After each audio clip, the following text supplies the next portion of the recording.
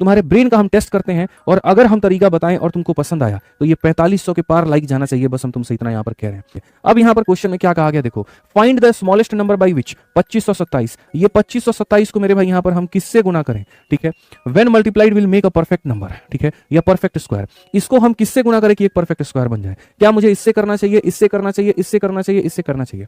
अब जो basic approach होता है वो क्या होता है कि हम इसका फैक्टराइजेशन करते हैं, और फैक्टराइजेशन करने के बाद में हम महसूस करते हैं कि यहां पर कौन सा ऐसा फैक्टर है जो अधूरा रह गया है, फिर हम उसका जोड़ा बनाते हैं। लेकिन मैं आपको मेरे भाई यहां पर इस बात को समझाता हूं, इस क्वेश्चन को ऐसे नहीं करना। मान लीजिए आप इसको मल्टीप्लाई करके जो भी संख्या लेकर के आओगे तो उसका जो यूनिट डिजिट होगा वो 2 नहीं हो सकता है, वो कभी 3 नहीं हो सकता है, वो कभी 7 नहीं हो सकता है, वो कभी 8 नहीं हो सकता है।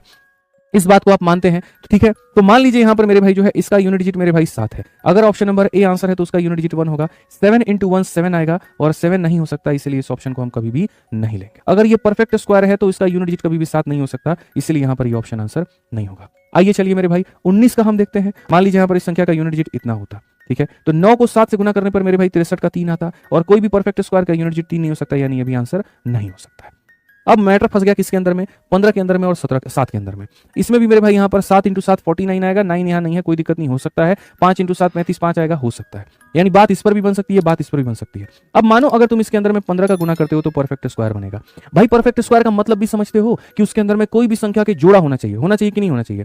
अब आप बताइए 15 के अंदर में क्या मौजूद है, 5 मौजूद है, ठीक है, और आप कहते हैं कि ये एक परफेक्ट स्क्वायर होगा। परफेक्ट स्क्वायर का मतलब तो 5 2 बार होगा। 5 कितनी बार होगा? 2 बार।